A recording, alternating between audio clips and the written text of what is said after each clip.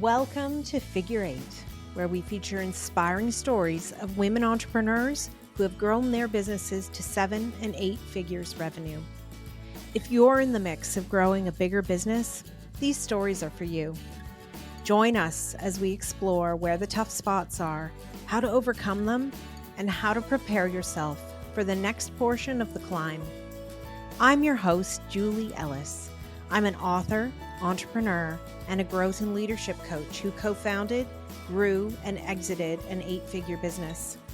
This led me to exploring why some women achieve great things. And that led to my book, Big Gorgeous Goals. Let's explore the systems, processes, and people that help us grow our businesses to new heights. If you're interested in growing your business, this podcast will help. Now, let's get going. Hello, and welcome to this episode of Figure Eight. Today, I am chatting with Dionne Baker, and she is the founder of DeeBee's Organics, which is in the organic food space, making healthy, delicious, and organic snacks for kids and adults. And she's applying her knowledge in the food industry, gained over many years, to her current entrepreneurial venture. And I'm really excited to talk to her today. So welcome. Thank you. I'm excited to talk to you as well. Yeah, I love what you're doing, and I think you've got such an interesting business. But with that said, I know how hard it is in the retail landscape and to work with, big players and sell your product there. So I'd love to hear a little bit about your journey and how you got started. Yeah, I'm really excited to share my story. It was really one of kind of serendipity. It wasn't something I was looking for. I wasn't looking for, how could I build a company? I was in the process of completing my PhD in maternal fetal toxicology, and I expected to go on to an academic career. But I was in the kitchen with my two kids, and one of my kids, David, he was 8 years old at the time. And we had taken him off all artificial ingredients, all additives, all added refined sugars, artificial colors, that kind of thing. And it was very, very hard, especially back then, to find treats that I felt good about giving him. And I was in the kitchen. He was making tea, and his sister was making little frozen pops. And they were arguing about who was going to do what with mommy. And then Jocelyn, my daughter, said, "Mommy, let's make teasicles," kind of combining the tea and the popsicles. And it spurred an idea. I stood in the kitchen and I had this kind of light bulb go off. It's funny how it happens when you least expect it. And I thought, oh my gosh, hang on. I could build a company, create treats and snacks for my kids that I could share with everybody else. And at the same time, grow a company using my children as a barometer of success. Would I be proud, and could I tell my kids how I'm building a company? And this all happened like literally within a flash. And we started out, very serendipitously, with me knowing nothing about business. Nothing, like literally nothing. In fact, I used to say, "Oh, my brother does business. I don't know business. I know, medical sciences. I don't know business." And so I really learned it from the ground up, building DBs. And it was probably lucky I was as naive as I was back then, because it was really tough. And it's still tough, but I've learned a lot on the journey. Yeah, and it's amazing how, because I feel like our stories are similar in that respect. None of us at Mabel's Labels had a business degree. We largely felt also like we didn't know what we were doing. But somehow when we look back, I can see that we did very common sense things that if we had gone to business school, we would have been taught to do, which is incredibly interesting when you feel like you're sort of fumbling through the dark, and yet you set up processes, systems, checkpoints, financial due diligence, all the things that come with kind of getting yourself on a path to growth and to doing it, with your eyes open. Yeah, absolutely. And I think no matter where you come from, whether it's when you went to university or you didn't, or you're learning the way we did, um, you can use your skills. So I used what I knew as a medical scientist, and I tried to carry those over to being an entrepreneur. And that was really, really solid as a kind of that base, because I had built big research projects at the Hospital for Sick Children in Toronto as I was doing my PhD. And I kind of use those skills, which really you have to be a lifelong learner. You need to want to learn. And I think that our education and life teaches you how to learn. And I think that's a really, really key thing, and something I've tried to instill in our own kids. Yeah, it is interesting. And I think entrepreneurship is definitely a journey of learning because I always sort of said, whenever I felt like I knew what I was doing, something big was coming down the pipe and I was going to have to pivot, learn new skills, manage more people, delve into things that I had never done before. And so I think it is that like real growth mindset, lifelong learner kind of attitude that takes you far when you're an entrepreneur. Well, it's funny. Even this morning, like you're talking about how things coming down the pipe.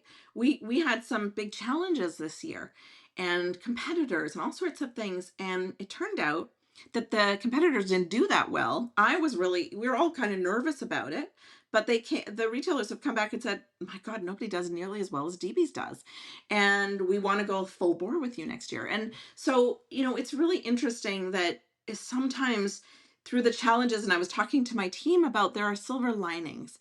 When a challenge comes your way, it's really how you deal with the challenge, or if mistakes happen, do we own those mistakes and say, I messed up and I need some help to fix it, or this is how I'm going to fix it.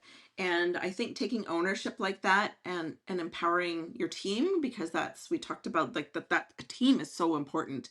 Um, Empowering them to be okay with mistakes when they happen, because you can fix them, but you can't fix it if you try to cover it up.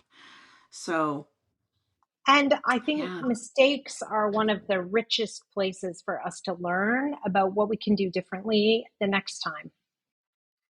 Yeah, I could not agree more. There's so much that comes out of, I have this saying, it's not the challenge you face, it's how you face the challenge. Because they're going to come at you, and they, as an entrepreneur or someone in business, they come at you all the time, and it's always in an unexpected way. Rarely is it an expected challenge. And so it's really having that ability to pivot, to say, okay, I know from this, hardship is going to come, there's going to be a silver lining somewhere, and I'm going to look out for it so I can learn from it. Yeah. Yes. So let's rewind a little bit back to sort of those early days when your kids were your taste testers and your inspiration for getting started. When did you kind of start to realize you were onto something with the product? Well, and that's such an interesting question, because I started out making organic tea popsicles. They were frozen, and the frozen supply chain is incredibly difficult. Yes. We don't make anything with tea any longer, and we don't make anything frozen. And so, I knew there was like this need in the market for delicious organic popsicles. One of the things that we've never ever strayed away from, and we're the only company in the market today in our entire category. Every single thing is organic. Where every product is certified organic, and that comes from the fact that we have children who are growing bodies, and then as adults, the cellular level, and as someone in medical sciences, I know the degradation that happens to our cells when we're exposing ourselves to the pesticides and the herbicides that actually kill us and cause all sorts of things, but especially in growing bodies. So we never stray away from that. And so, yeah, early days was the birth of something that would shine through, but then the changes came. And my kids are still taste testers, except now they're super critical. They always have been, but I know if they think it's good, it's probably going to, do well in the market. They're now expert taste testers. Yes, they are definitely expert taste testers and very critical. But that's okay. It's Hmm. good. Yeah.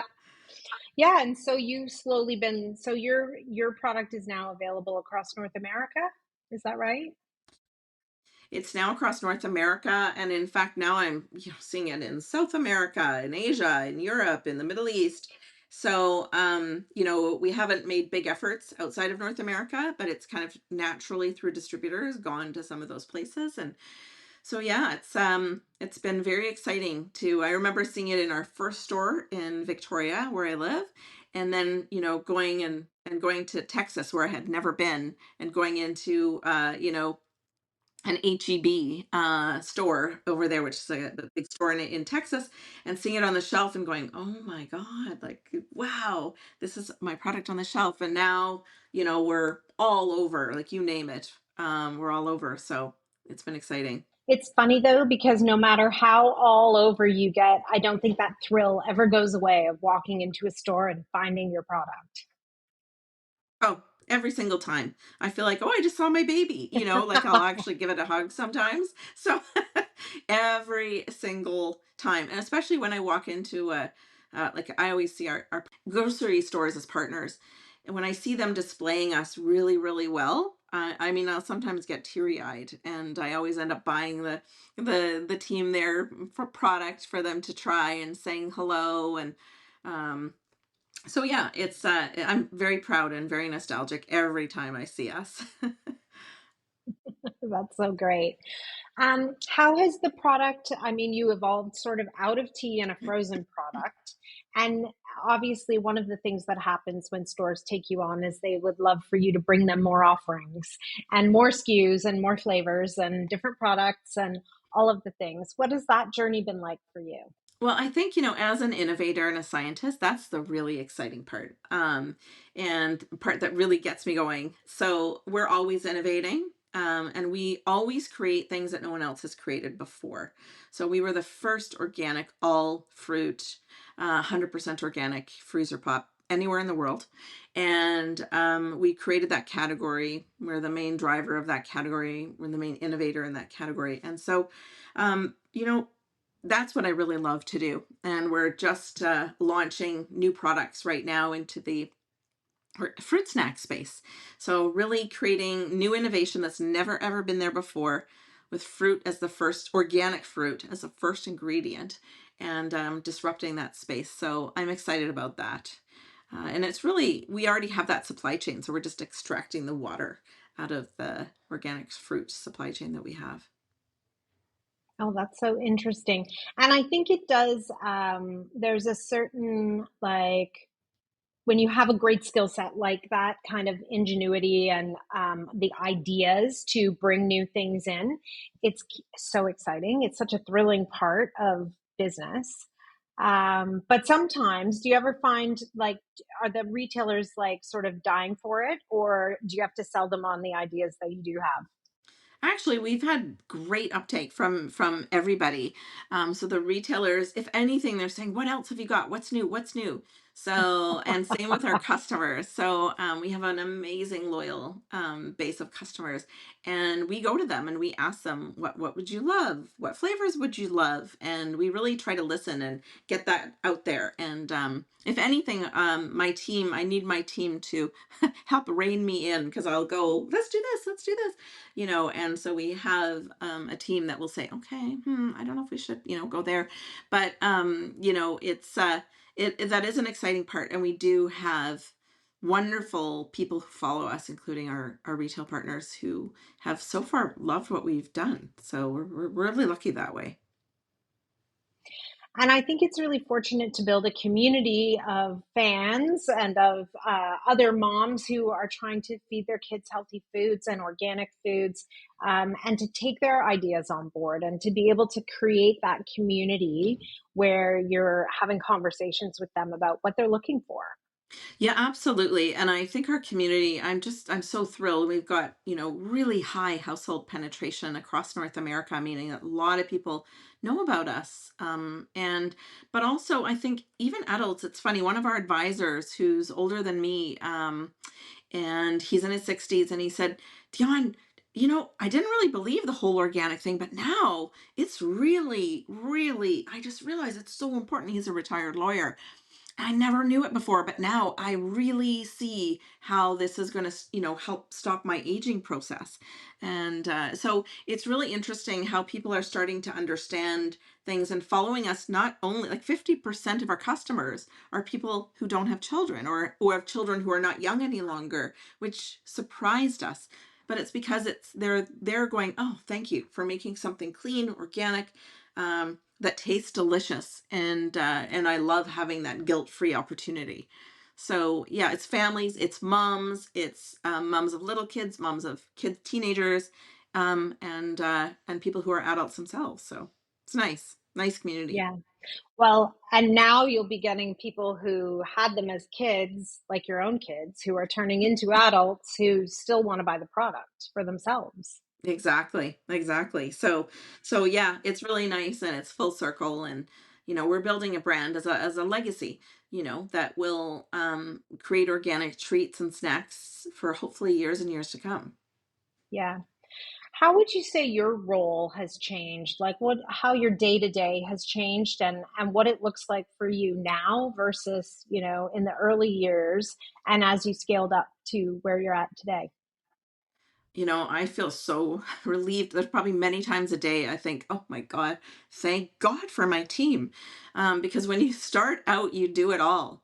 And, I don't think I could do it again to that extent, doing it all. It's, it is a breakneck pace. You give up, I don't know about you, but I gave up all my social network.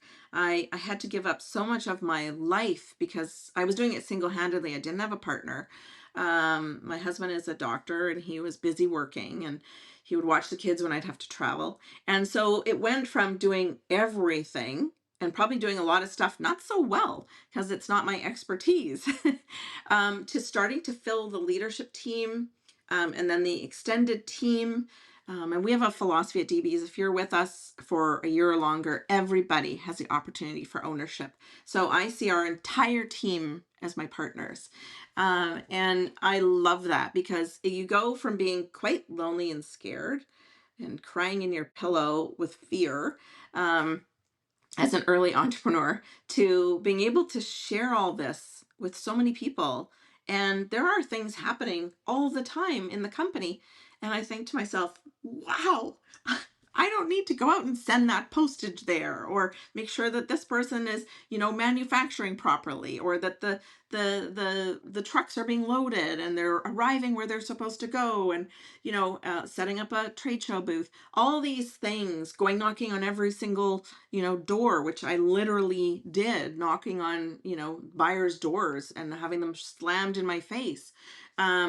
So it's changed a lot to, still being the face of the company. And I just got home from a, 5 city tour, back to back to back, which was exhausting, but exciting. So I get to do the stuff that I feel like I'm really good at, which is being the face, sharing my story, and making sure that we are, as a leadership team, we're making some of the best decisions we can make. But having a lot of gratitude, for being in this place with a team around us. And having good people on that team and people that you can trust who are invested in making the company the best they can as well. Exactly. In fact, everyone on our leadership team, has invested in the company. So, and including our, advisory board have also invested. So, because I really felt like I want people to have skin in the game. I want us to be what a true partnership means. I want you to think like a partner, not just somebody who is giving me advice, and it doesn't really matter to them. It has to like really matter to them. And so yeah, I'm very happy with kind of how that side of the company has been built. hmm well, and I was very happy to see you named to the list of Canada's fastest growing companies. And that's no small Thank you. accomplishment when you've been in business for this long. I feel so lucky. We've had that a few years running, and we're so grateful for that. And sometimes I have people say, "Do you celebrate these things?" And I always say, "No, no," because I do a little bit for our team, but I'm like, oh, there's always a challenge that comes up, and as soon as you get too excited, boom, something harsh happens, and you go, "Oh my God, I got to deal with it." But it is something that I'm so proud of, and I'm proud of our team that we've been able to get there. You know. Yeah, it's one of those funny things about like one of the things in my book I talk about pinnacles and plateaus. And we like to just keep climbing for pinnacles as entrepreneurs. We do not like to think about sitting on plateaus. No, absolutely right. Very well said. But it also is, you're right, like when you have a team, stopping with some recognition for a milestone achieved is important to the people that work for you. Even though it might be like, you're like, okay, well, yeah, I made that list, but I was hoping it would be better. Or there's always this like, but I wanted more. I think about like in us as entrepreneurs, there's always more that we want. You're right, and it's so true, and that's exactly what I think pretty much with any award I get. I'm like, okay, but it's our team, but it truly is, and you're right. We need to celebrate those wins for our team because, yes, we may be the ones being called out or the company, but it is those people that made it happen, and they need to know that they're a part of something that needs to be and should be celebrated. So you're right, and I could probably do an even better job at that. And you just made me. We had an all team meeting, and I said, "Ugh," I thought to myself, geez, I didn't recognize everybody for that achievement. So I'm going to go back and do that because I think it's really, you're right, it's very important for the team. Yeah. And it is funny because you get caught in the like the next piece that you're after or the next thing that you have on your list of goals. And yeah, I think I don't know if it's also like a thing we do as women or if it's, entrepreneurs as a whole. I'm not sure I about bet that. you it's both. I bet you it's both because probably men do it as well. I know for sure that is a lot of my women founder friends. We all tend to do that, including you. It, it is something that I don't know if we're taught to be really, really humble, and we take that seriously and take that to heart, or if we always feel like, for me, I always feel like, well, I could be doing better. I should be doing better. And we're hard on ourselves, really hard on ourselves, you know? I think it's a lot about that as women. It's oh, yes, I was named to that, but it's always, we always have the but, I could be a better leader. I could Always, have all the different pieces that come with that. always a but. Always. Yeah.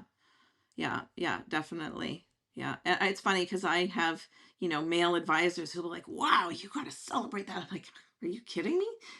No. Like, I'll celebrate my team, but no, like for me, no, no, no, no, no, no, no, no. So I have to, that's things that, those are things that I do need to work on. And I do have a coach who, catches me on that, which I think is really important to have that coaching and to have that mentorship for us as founders because we hold a lot, you know? Yeah. Yes. So it's And, important. and yeah. And how did you come to work with the coach and what was important about that for you? I actually came to work with a coach through a very good founder friend who's a dear friend of mine. Her name is Nicole Smith. She's the founder of Flightographer. And she introduced me to my coach named Goalie Avery. And you know, it's like therapy for business. I still deal with my own therapy for personal stuff, but it's really, as entrepreneurs, I think it's really healthy to look for that coach who we connect with, who might give us insight into ourselves that we typically don't hear, because we don't divulge that information and those internal fears and anxiety that we have. So it's very healthy. And we at DeeBee's we stay profitable at all cost, and I just had to pull back on some of my coaching, and I really miss it. So Yeah, it's something that I hear her voice in my head sometimes, saying, Dionne, think about that, Are So you sure it's, you should be doing that, Dionne? exactly. Yes. And we still text each other. So she's still coaching me. But I'm definitely going to get back at doing more of that. It's really Hmm. important. Well, it's important because I think thinking about what are those external sounding boards that we put into place in order for us to come back and lead within the company in the way that we want to.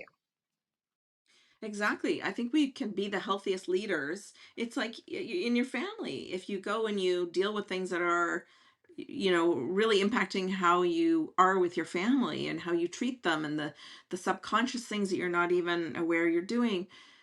Same thing with business. So I think it does make us better leaders.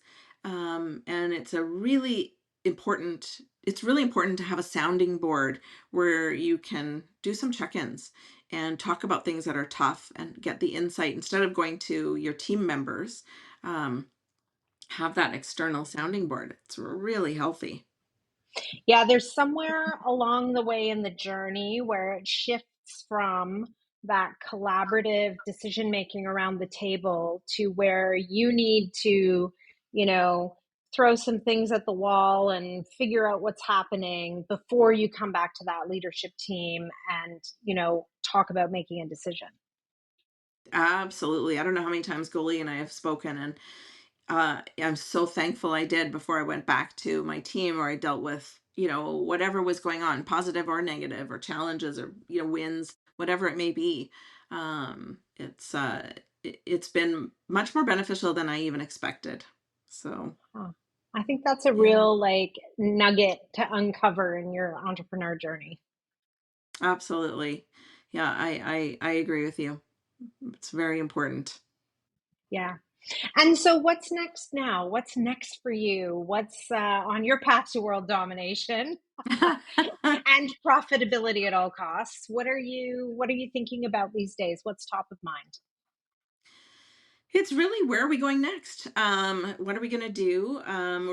We've already, we're well into 2025 planning, and we're getting, we launched, we have a test and learn strategy. So we just launched a product called Dipums. This is our little package here, and Oh, they're so cute. it's a remake of a nostalgic treat where we have an organic fruit stick, and the delicious organic fruit powder. So and we put it out there. So you dip the fruit stick in, and you lick it off. And it's funny the things you learn, because you really need to. Our fruit stick is like a juice stick, and if you lick on it, if you lick it, it's more delicious than if you bite it. And it's been one of my challenges. How do we convey that without sounding X-rated?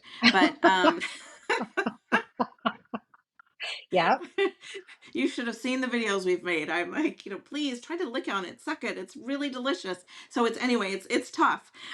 And it's Because for it's a delicious, children.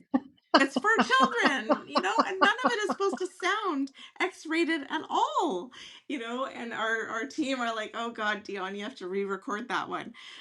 So it's we put it out there, and we're learning. People have said, I want more than one stick. I want this to taste like this. And so we're constantly revising it and adjusting it. And so by the new year, we'll have kind of this perfected product. So that's been our strategy, and it's a new strategy. We're still figuring out how we do that, how we get a product out there, we test it, and then we learn, and we don't order too much, so that we can adjust it and change it. And because you have to, change the packaging. And so that's it's almost like a scientist. When you have a hypothesis and you have to test your hypothesis, and you may need to go back and make revisions to that hypothesis on what you learn. And it's similar. I often relate it back to, how I learned to be a medical scientist, and this test and learn. I just discovered, oh my God, we've got too much inventory of packaging with the ingredients we started with, and we need to change that. And so that's going to happen in the new year. And so, there's always things you need to work through, but we're really excited about that product. And in fact, I have like revisions, right here of powders that I've come up with an incredible scientist, chemist actually, and an aromist in Italy, where we came up with the most delicious new powders that are coming out, and delicious organic fruit. They're kind of like literally like fruit juice sticks. Um, so I'm excited for those to evolve. I think it's so interesting when you have that kind of community that's helping you kind of discern what people want, right? Because it's a big risk to do large production runs and to, put your stake in the ground. And then at the same time, you've got to find feedback that's real, because not all feedback is actually going to sell product. You're absolutely right. And it's funny because when I read feedback and people will rate it kind of and I think, oh, I just want to talk to each of them and tell them we're changing it. We're changing it. We hear you. You want more sticks. We're giving you more sticks. You want better powder. We're giving you better powder. But I think a lot of people, when they give you feedback, they think that that's the end. And so it's also, how do we convey to our community that this is just the first go at it? Let us know what you think, and then we're going to take that and we're going to make changes to it. We're going to hear you, and adjust accordingly. And so I think, that's that next challenge. How do you convey that? Because it's a different type of philosophy, you know, so that people will go and try it again. Yes, and a philosophy that I don't think people expect. Right, right. It is a different way of doing it. I don't know. I'm sure other people do it, but it's one that I really believe in. So, yeah, I think getting that, conveying that, and having that test and learn kind of be a part of who we are, is an exciting part of innovation, because we've got a lot of cool stuff coming out over the next 12 to 24 months. Good. Well, I can't wait to follow you and see where all this innovation takes you, and to follow the company on your growth journey. Thanks so much for joining me today. I really appreciate it. Thank you. I've so loved talking with you, Julie. All right. Take care, Dionne. Thanks. You too. I hope you enjoyed today's episode. Please remember to hit subscribe on your favorite podcast platform so you won't miss any episodes. Figure 8 isn't just a podcast. It's a way of seeing the big, gorgeous goals of women entrepreneurs coming to life. If you're interested in learning more, you can find my book, Big Gorgeous Goals, on Amazon anywhere you might live. For more about my growth and leadership training programs, visit www.julieellis.ca to see how we might work together. Read my blog or sign up to get your free diagnostic. Are you ready for growth? Once again, that's www.julieellis.ca. When we work together, we all win. See you again soon for another episode of Figure 8.